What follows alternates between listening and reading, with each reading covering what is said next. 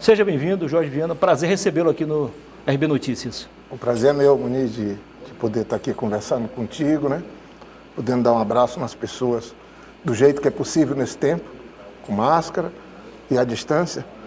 Mas é um prazer a gente poder falar. Eu queria estar aqui para falar de tempos melhores. Sim. Mas a realidade triste, dura, está se impondo, né? Claro. E estou aqui à tua disposição. Senador, o momento atual não nos permite falar muito em política, né? Muito mais nessa pandemia. Mas eu quero começar o programa sabendo qual a sua avaliação sobre o desempenho do partido aqui na capital, no interior e também no Brasil, na última eleição, a eleição municipal. Olha, a situação política do Brasil é muito complexa e desafiadora. E como o PT era o partido que estava governando, seja aqui no Acre, Rio Branco e no país, é óbvio que diante dessa situação toda que o país se meteu, com impeachment, com crises, o PT de alguma maneira estava no meio dessa disputa e com o desejo que as pessoas tinham alimentado por um conjunto de situações, por exemplo, há anos nós temos setores importantes da mídia nacional procurando ver no PT a culpa dos problemas. Eu diria até criminalizando. Não estou dizendo toda a imprensa, mas setores importantes. Há algum tempo, também partidos políticos inconformados, ou mesmo por defenderem teses que a gente nem imaginava que poderia levar alguém ao governo, ao poder, se beneficiaram também. E, de certa forma, mesmo tendo sido um partido que construiu tanto, que promoveu tantas mudanças no Brasil e no Acre, o PT pagou a conta. Mas, felizmente, graças a Deus, me parece que o bom senso, a sensatez está voltando. Todos os dias alguém chega e diz, olha, eu estava chateado, eu pensei isso, pensei aquilo, mas, sinceramente, agora a ficha está caindo e a gente está vendo que a situação piorou muito do Brasil, aqui no Acre e na vida das pessoas. Eu não estou aqui querendo ficar defendendo, olhando, focando só para trás. O passado deve servir, pelo menos eu penso, para duas coisas. Uma, para a gente sempre olhar e ver os erros que a gente cometeu e não repeti-los. Mas a outra também para a gente olhar para trás e ver o que a gente aprendeu, o que a gente fez de bom e de positivo, e aquilo ali servir para estimular para a gente fazer mais. Então, eu sou daqueles que quando eu penso a política, prefeitura, governo, mandato de senador, eu penso sempre, olha, se eu tiver outra oportunidade, é para a gente corrigir falhas e fazer muito mais. Eu acho que o PT está tirando esse tipo de lição. O Lula, nós todos, temos que tirar esse tipo de lição. Nada de rancor por tudo que aconteceu, nada de ressentimento, mas um espírito de querer unir as pessoas de volta, para ver se a gente tem política, de novo, para educação, para saúde, para gerar emprego, para melhorar a vida das pessoas. Quando eu comecei a minha campanha que me levou ao governo, o slogan era, a vida vai melhorar. E foi isso que motivou minha luta política até aqui, e eu sigo otimista, de que se a gente trabalhar, mesmo vivendo essa dramática situação da pandemia, quase 300 mil mortos, se a gente se unir, se a gente trabalhar, a vida vai melhorar. Por falar nisso, o senhor começou a sua carreira política sendo prefeito de Rio Branco, 4 anos depois foi governador, 8 anos, mais 8 anos como senador. São 20 anos de mandato. Afinal de contas, eu sei que cada um tem a sua importância diferente, né? Mas qual foi, simbolicamente, o mais importante desses 3 mandatos na sua vida política? Rapaz, é uma pergunta muito difícil, porque eu me cobro muito com isso. Eu sou virginiano, então eu procuro tudo que vou fazer, eu tenho que ver se dá para fazer melhor do que o que eu já fiz, que possa ser de referência para outras pessoas, então eu me cobro muito. Você falou, eu tirei o mandato de prefeito, depois eu fiquei 2 anos fora, porque todos os mandatos meus eu cumpri, né? Não tinha reeleição naquela época. Depois eu cumpri o mandato de governador, fiquei 4 anos fora, E aí o pessoal também me botou para ficar fora. E, de novo, nenhum ressentimento, porque não ganhei a eleição em 2018. Eu tirei 8 anos do mandato do Senado e também estou de fora. E toda vez que eu fico de fora, eu tento tirar lições, aprender, melhorar, porque eu digo, se der oportunidade de novo, eu tenho que ser melhor do que fui. Então, eu sinceramente acho que nós fizemos um trabalho bem bacana na Prefeitura de Rio Branco. Fazendo os parques, cuidando da cidade, fazendo com que as pessoas pudessem ter orgulho de morar em Rio Branco. A gente sempre gosta do lugar que a gente mora. E eu falava, poxa vida, Rio Branco não tem uma flor, vamos plantar flores. Não tem um parque, vamos abrir os parques. Aí criamos o Parque Chico Mendes, o Horto mesmo a gente abriu e até hoje é muito bem usado, os dois, o Capitão Ciríaco. E a gente começou a cuidar da cidade. Eu falei, não é administrar, é cuidar. Então, isso foi a base de todo o trabalho outro que veio, seja no governo, seja no Senado. No governo, a gente pode conversar aí longamente, para mim sair lá da minha casa, para vir para cá. Você acha que eu não fico orgulhoso, não do que eu fiz, mas do que nós fizemos? Eu venho, passando por um parque que nós fizemos, pego uma avenida que nós duplicamos, fizemos ciclovia, calçadas, aí venho até aqui. Passo pelas árvores que nós plantamos, ninguém plantou mais árvores nessa cidade que nós. Criei um viveiro ali na frente da Vila da Amizade, no 2º distrito, com capacidade de produzir 1 milhão de árvores. Eu tenho uma satisfação, eu sou engenheiro florestal, né, técnico agrícola também. Rapaz, eu não paro de plantar. Eu não sei quanto que eu já plantei de árvores, mas eu adoro isso. Eu acho que é uma das coisas boas que a gente pode deixar nessa vida. Temos algo em comum, então. Cuidar de animais, cuidar da natureza, cuidar das árvores, de plantar árvores. Então, assim, no governo, as grandes mudanças, é óbvio, foram na educação.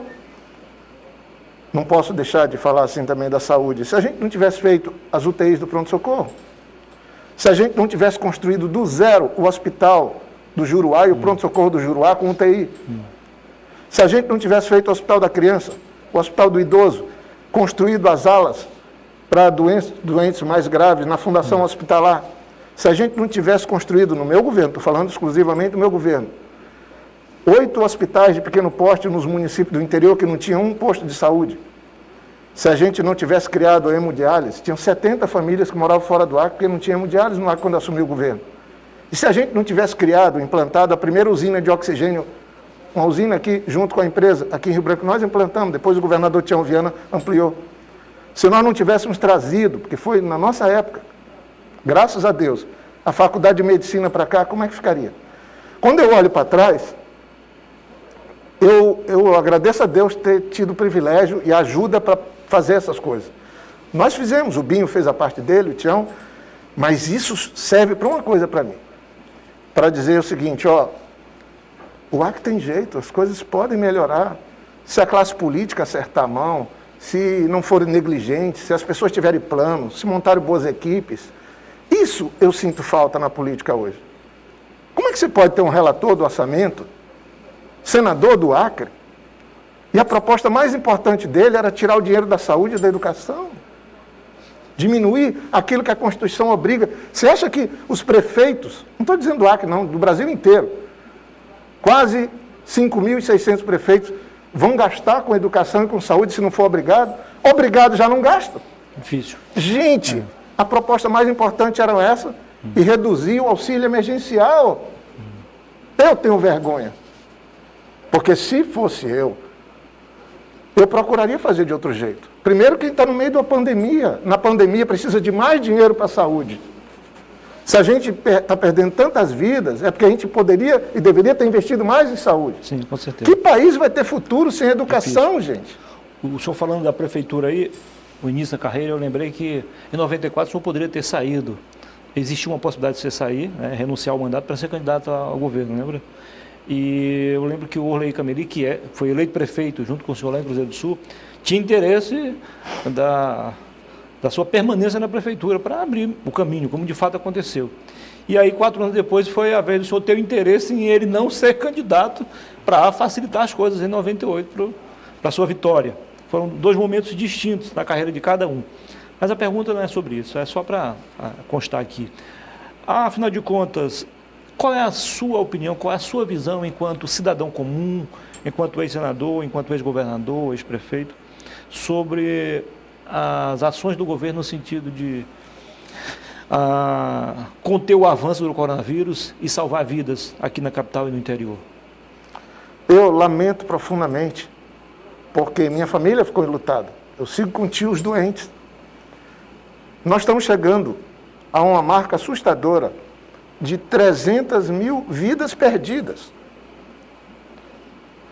Quando essa pandemia começou, as autoridades do governo começaram a falar que isso era uma gripezinha do governo federal, que ia atingir poucas pessoas. Eu vi empresários muito poderosos falando que isso é pouca coisa. E a comunidade científica, a comunidade médica, o mundo inteiro dizendo, não, pandemia é uma coisa muito séria, comparada com a gripe espanhola, que tinha ocorrido um século atrás. Quando eu vi as autoridades, o próprio Congresso, negligenciando essa doença, eu falava muito com o Tião. O Tião, meu irmão, é médico, é infectologista, tem doutorado nessa área. O Tião, eu converso com ele, ele está, coitado, de madrugada, 5 horas da manhã, o Tião já está no ar, como médico, sem sábado nem domingo, há mais de 1 ano, tentando salvar vidas. Ele já atendeu, mostrou os números para mim, perto de 2.000 pessoas, só ele, com a equipe dele, tentando ajudar.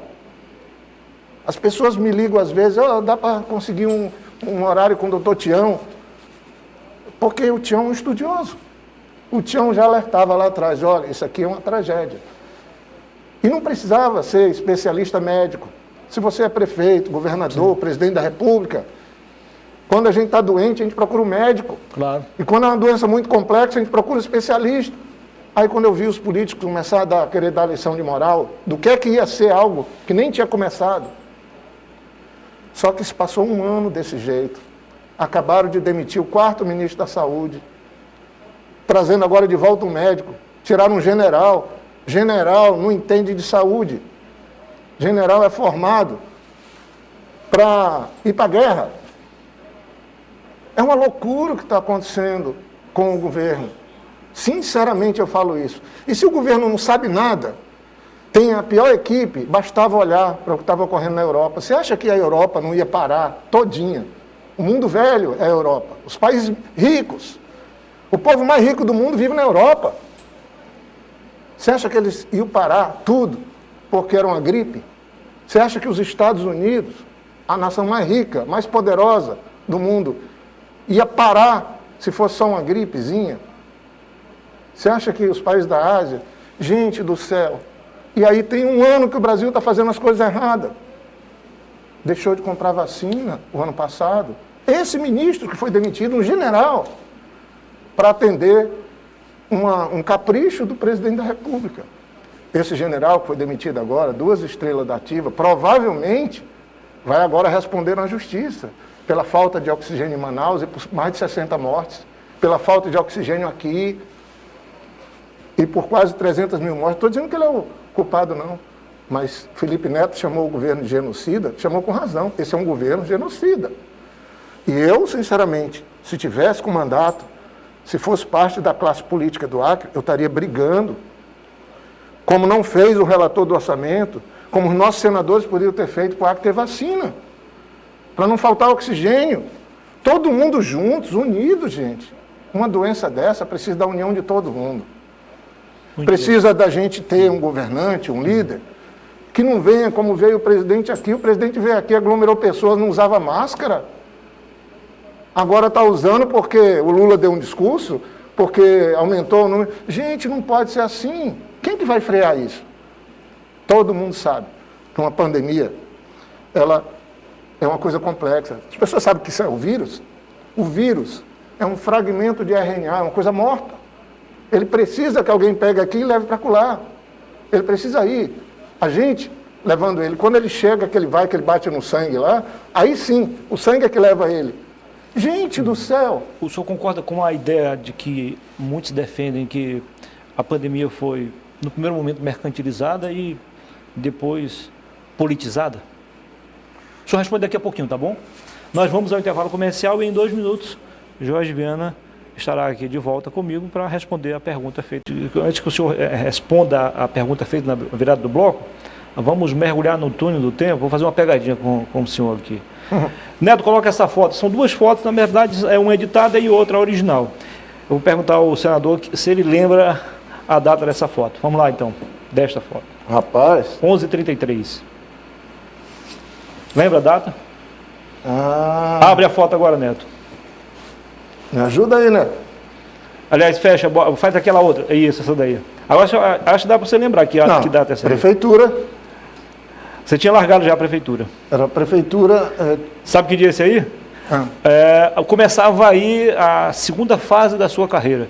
Aí o senhor era anunciado oficialmente como pré-candidato ao governo. No dia 98. Dia 5 de maio de 98. 31 anos.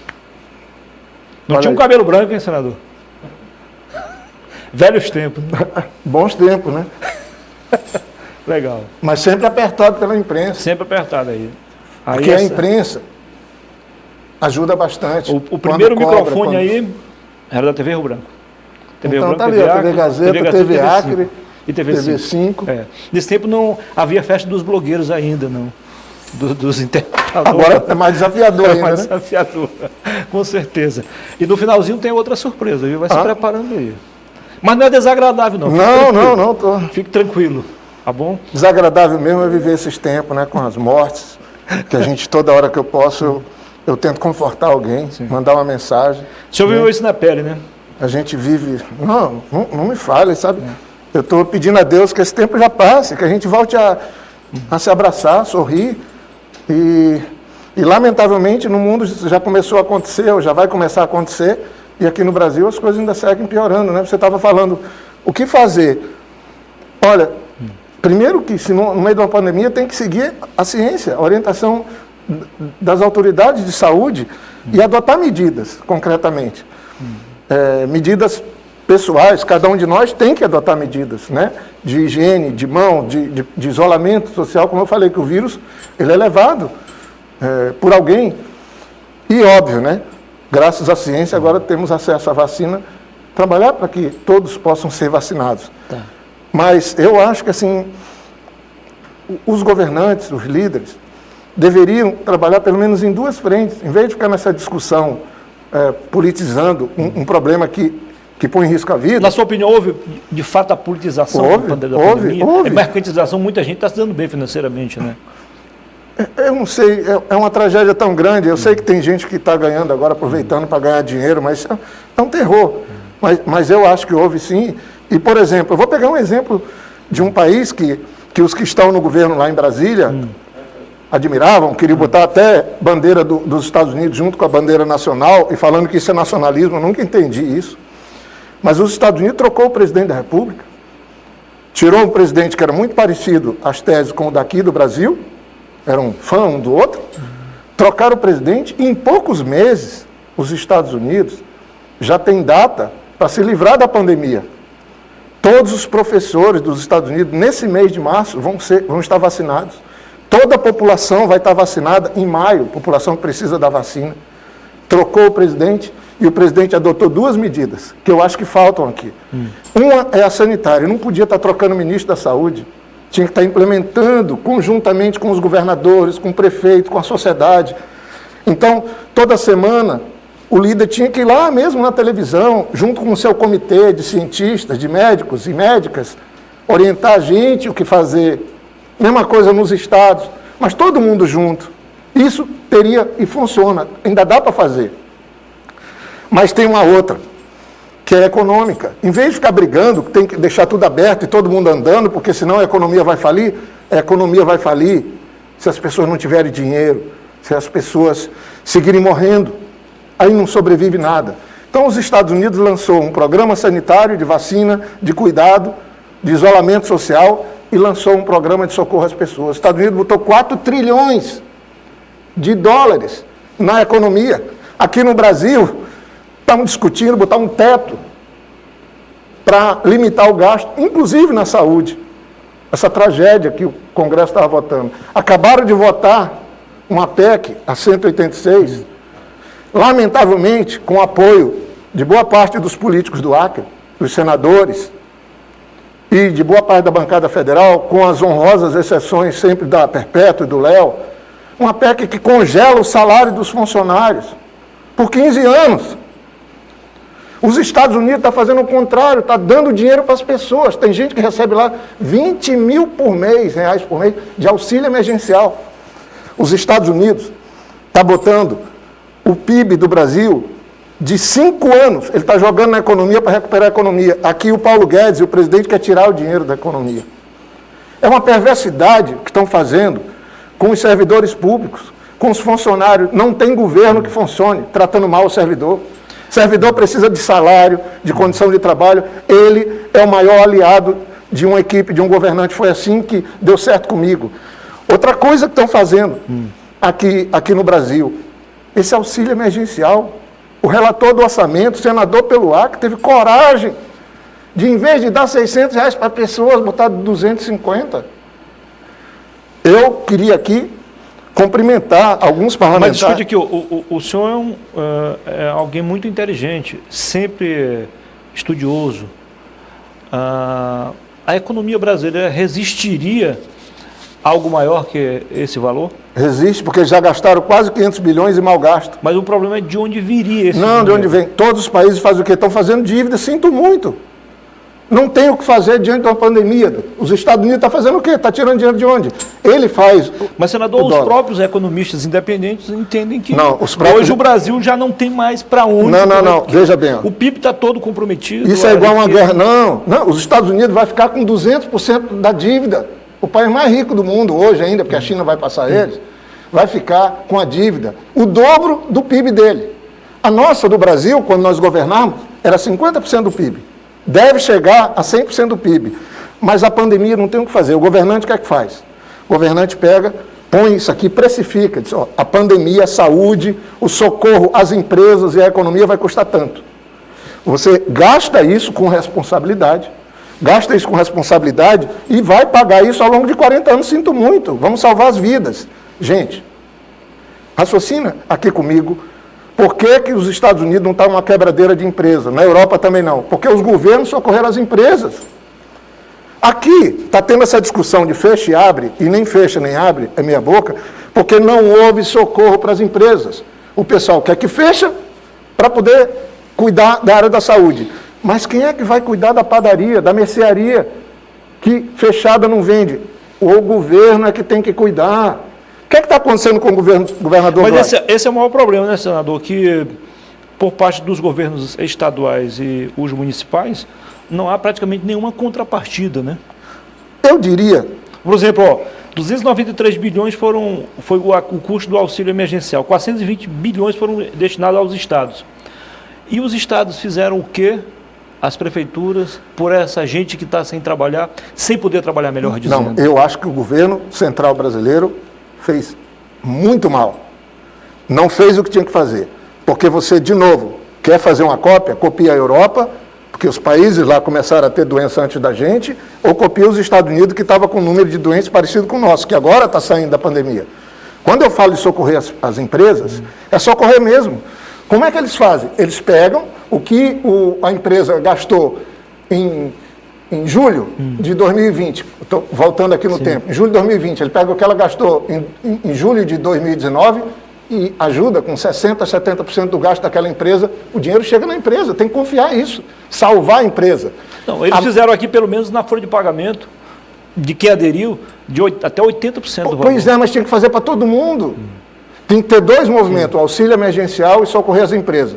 Vou falar uma coisa que eu não sei se vocês sabem. Vocês sabem que o governo do Acre não está pagando a dívida com todos os bancos há quase um ano? Sim. Sabe por quê? Porque o Supremo Tribunal Federal tomou uma decisão que todo o pagamento das dívidas dos estados iria ser suspensa. Quanto que é o pagamento que o Estado faz?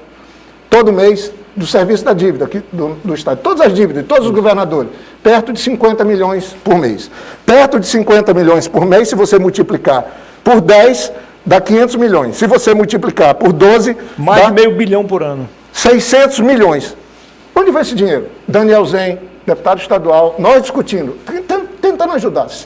Não estou dizendo se eu fosse o Gladys, mas aqui o governador podia fazer. Ele pega dos 50 milhões que ele não está pagando de dívida, 50, pega 20%. Se ele pegar disso, dá 10. Se ele pegar um pouquinho mais, pegar 20 milhões do que ele não está pagando, sobra mais da metade para ele vai poder socorrer mais de 50 mil famílias. Com auxílio emergencial. Com 300 reais. Se essa pessoa pegar os 300 reais, ela não vai pedir sacolão nas esquinas. Ela não vai pedir sacolão no supermercado para ninguém se humilhando no meio de uma pandemia, correndo o risco de morrer.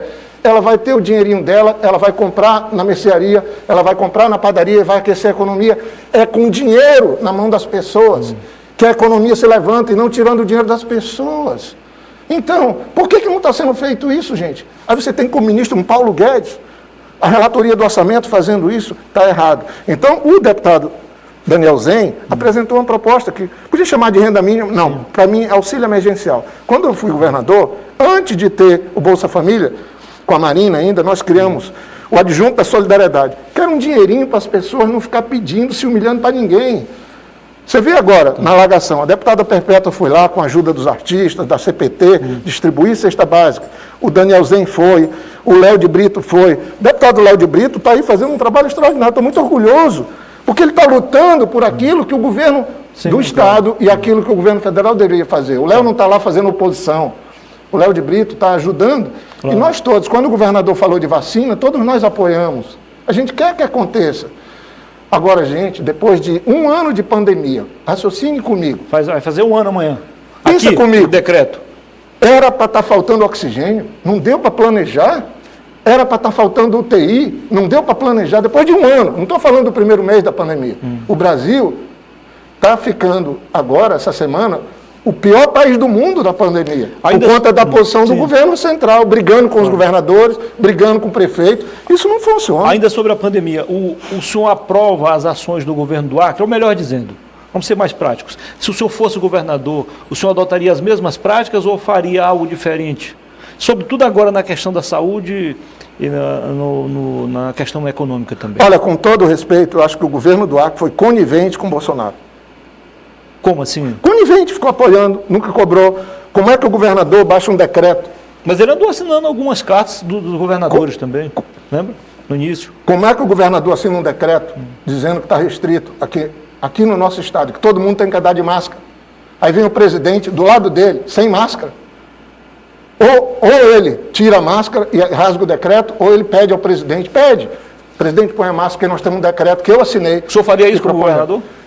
O presidente, se fosse eu governador e um presidente, qualquer um faria isso, isso é o bom senso. Mas o que eu estou querendo aqui falar é que... Aliás, o senhor está usando máscara, mas a gente deixou o senhor bem à vontade. Mas eu acho que é o correto a gente tentar ajudar. E eu não estou aqui querendo culpados, não. Sim. Mas eu acho, sinceramente, que o governador do Acre deveria estar fazendo algo para socorrer as famílias primeiro.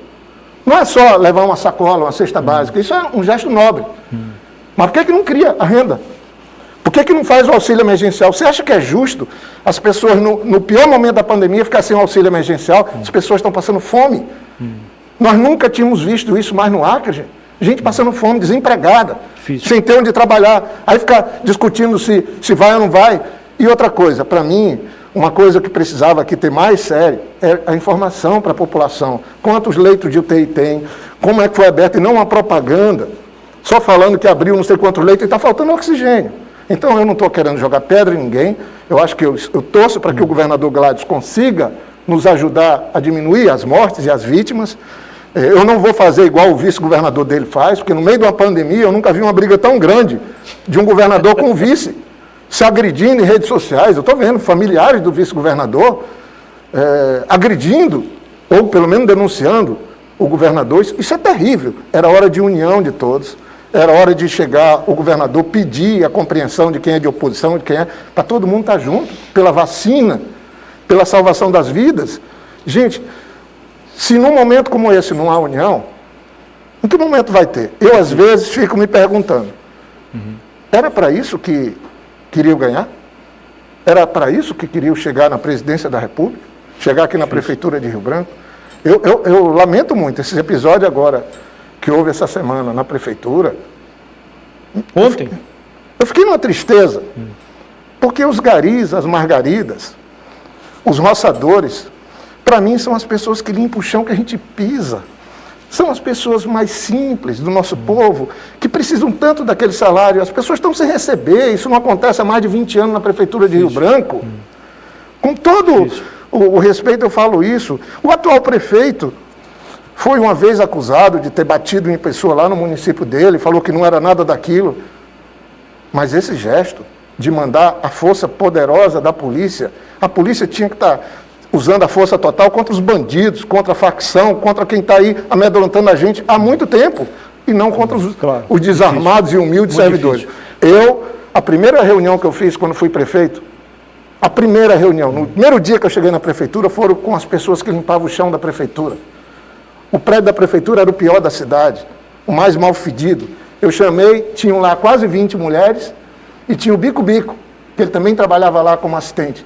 E eu perguntei se eles me ajudavam a fazer do prédio da prefeitura uma referência com plantas, bem limpo, bem iluminado, bem cheiroso, porque as pessoas lá naquela época atravessavam a rua, passavam pela outra calçada pelo mau cheiro dos banheiros da prefeitura. Sabe por que eu usava o argumento?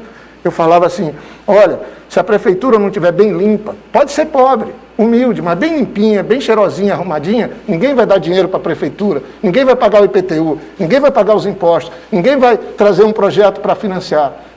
Agora, a prefeitura tratando mal aqueles que são os que mais ajudam a gente. Essa cidade criou uma cultura da limpeza, com o Marcos Alexandre, com o Angelim, com a gente na prefeitura, graças a essas pessoas simples. Eu abraço as margaridas onde eu encontro.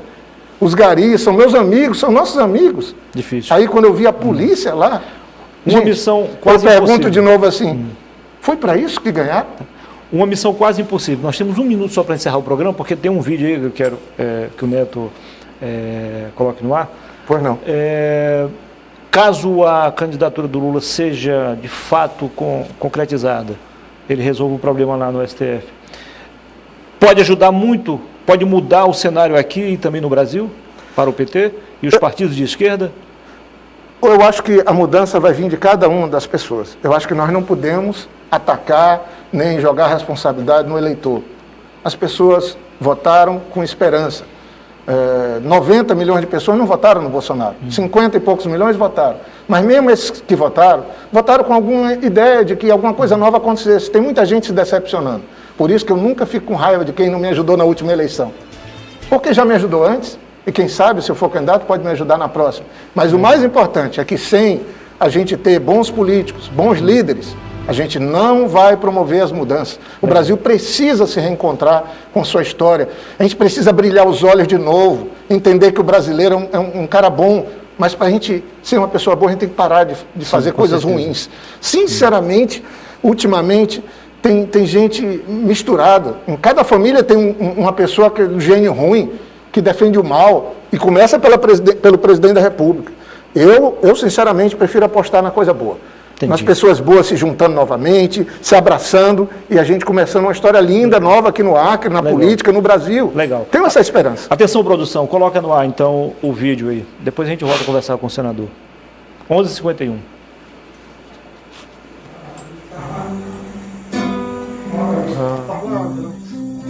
Não sei dizer como é grande o meu amor por você. Eu tenho tanto pra te falar, mas com palavras não sei dizer como é grande o meu amor.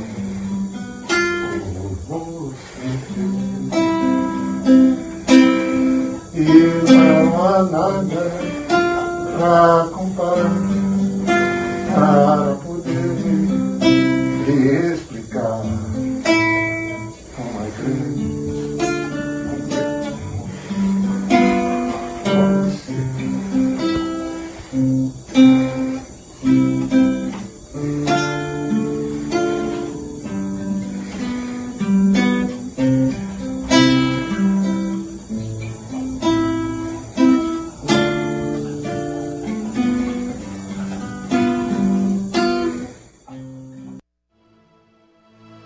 Senador, não é fácil. Eu imagino o caso do seu irmão, o senador ex-senador, governador, médico Tião Viana, que salvou a vida de muita gente e chega o momento que ele não pode fazer nada para salvar a própria mãe. Moniz, assim não vale, cara. Hoje foi um momento muito forte na minha vida, nunca vou esquecer. E minha irmã, o Tião, a gente foi criado. As pessoas veem a gente político, veem a gente engenheiro. Mas você é um ser humano também. Não entende, às vezes, que tipo de gente cada um é. Somos de carne e osso também, né? E eu sinto falta no país hoje, no Senado, na Câmara, na Presidência da República, na Prefeitura, aqui no governo, de pessoas que tenham sensibilidade, pessoas que tenham amor pelo próximo, de verdade. Todo dia a gente fazia quase como uma terapia, rezava, e eu não toco violão, mas eu tento, eu gosto de música. A gente tocava a oração de São Francisco, de Nossa Senhora, e esse dia foi 2 dias antes dela morrer, e eu via que ela reagia. Ela estava em casa, muito doente, com a Covid, mas ela reagia. Porque nós fomos criados assim, indo todo dia na casa do pai. Nossas desculpas aí em nome da produção, porque não foi muito forte. Foi uma forma que a gente encontrou para prestar homenagem. Não, mas eu agradeço. Silva, acho que ela merece. Eu agradeço. Minha mãe foi uma pessoa muito especial. Outro dia eu saí do supermercado, fazendo compra, e de tardinha, e já embioquei o carro assim, para ir para lá, para casa dela. Porque eu fazia isso todo dia. Aconteceu isso comigo, com meu pai. Aí você vê que não tem mais... Aí eu andei um pouco, quando eu parei, eu falei, cara, para onde? Nunca mais eu vou poder fazer isso. Essa é a pior parte. Mas, enfim, eu acho que eu tenho muito amor pelo país, pelo Acre. Eu não vou sossegar. Não vou ficar bem se eu não estiver tentando ajudar. Então, o povo do Acre me deu oportunidade na política. Pela política, eu vou seguir tentando ajudar, porque se a gente está no poder de mando, dirigindo, a gente pode ajudar os mais simples. Por isso que eu fiquei muito sentido com a agressão contra as margaridas e os garis. Não façam isso. Não permitam que façam isso. Comandante da PM, quando tinha que ter um despejo, alguma coisa, a gente sempre evitava o conflito. Eu fiz isso. Nós evitamos durante 8 anos. Faz 20 anos ou mais que eu nunca vi uma cena dessa que eu vi ontem em Rio Branco. Não, isso não nos une, isso separa, diminui todo mundo. Então, fica aqui um apelo às autoridades, ao Ministério Público, que não deixe isso impune. Alguém tem que ser responsabilizado. Não sei se é o prefeito, peço aos vereadores que investiguem, não sei se é algum secretário, não sei se é o pessoal da segurança, mas aquilo não é humano. Aquele tipo de agressão não faz parte da política, do mundo civilizado. Muito obrigado, senador. Foi um prazer.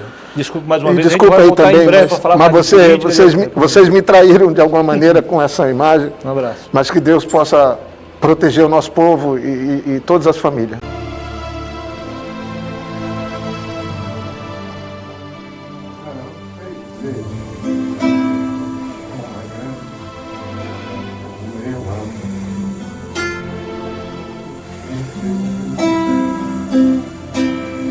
You are